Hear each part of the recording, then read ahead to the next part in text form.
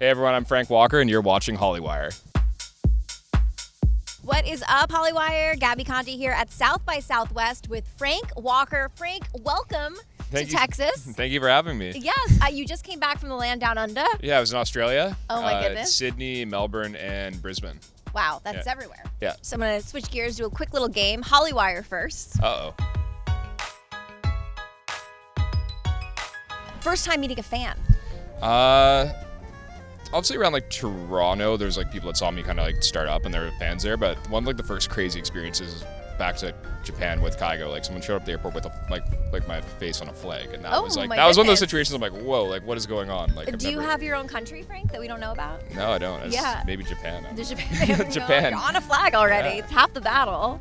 Yeah. What about your first concert ever? I think it was Britney Spears with my sister and my mom when I was like 6 or 7, maybe. You tour a lot with Kaigo, right? Yeah, so we have the same management team, all part of the Palm Tree crew. So pretty much every time there's a big show of his, I'm opening up and supporting him on the road. So that's so cool. It's a good gig. And I read that DJing wasn't always in your parents' plan for you, right? No, it was. I kind of fell into it by accident. Like how does one do that? I was in university up in Toronto.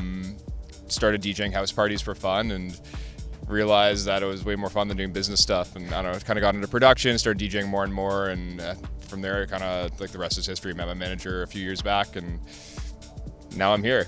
And are your parents okay with your career change? Yeah, I think so. At first they didn't really understand what it was, and they're like, what's my son doing? He's becoming a DJ, but they see like it's more than just like partying. There's a lot of work that goes into it behind the scenes. Of course. What was the moment that they realized that this was going to be like not a fad, like an actual thing for you? The first time I played Ultra in Miami, it would have been 5 years ago. My mom came and saw me play on the main stage, which was, I'm pretty sure that was one of the moments where she's like, wow, this is actually like a lot bigger than like playing university frat parties. I love it. And what was the moment for you, or actually what was the first, like what goes into making a track when you're making these tracks? It depends. It's different every time. Over the pandemic, it's been a lot different than before. So pre-pandemic would be me going out to LA or meeting up with singers and starting to write ideas and kind of getting a sketch done, then bringing it back to Toronto and finishing it in my studio. But obviously the pandemic made it hard for everyone to travel. So there's a lot more Zoom sessions or people sending over like a really scratch demo vocal. It's like, hey, I started this, like, do you like it? Then I do some production around it and send it back. So it really depends on the track, but it needs to be a good vocal like first. That's like the biggest thing. And I don't know, it's like it's gonna like a song that'll stand the test of time and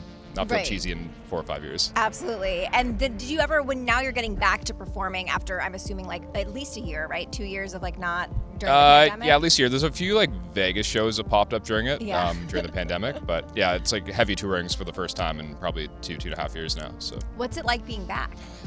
It's a bit like a shock to the system. Yeah. Like I think when I was first starting out, you kind of ease into it. Like you have like gigs that start to pick up more and more and more, and it's like, okay, now I'm in this cycle of being up late on weekends and flying a lot. But I kind of went from nothing to full steam ahead right away, and it's good. I'd rather have a shock to get back at it than nothing at all. So definitely happy it's back.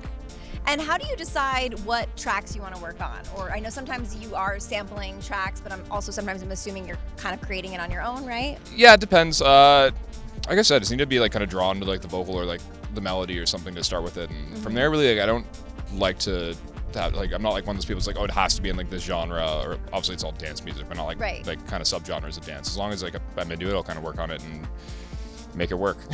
I love that. That's so cool. And is there any people that you haven't worked with yet that you really want to work with? In the dance community, not really. I've like had a chance to remix or kind of collaborate with a lot of really big artists that are out there. In like the singer-songwriter world, like Coldplay is my absolute all-time favorite band. So if that ever came up, I would definitely be pretty excited about that. You never know. You never know. I don't know. I'm open to working with anyone. Like it doesn't need to be a big singer, like a big singer or small singer. Like it's like as long as the song's good or the vocal's amazing, it can, I don't know. Well, Frank, thank you so much. This was so fun. Have an amazing show tonight. Thank you so much for having me. Yeah.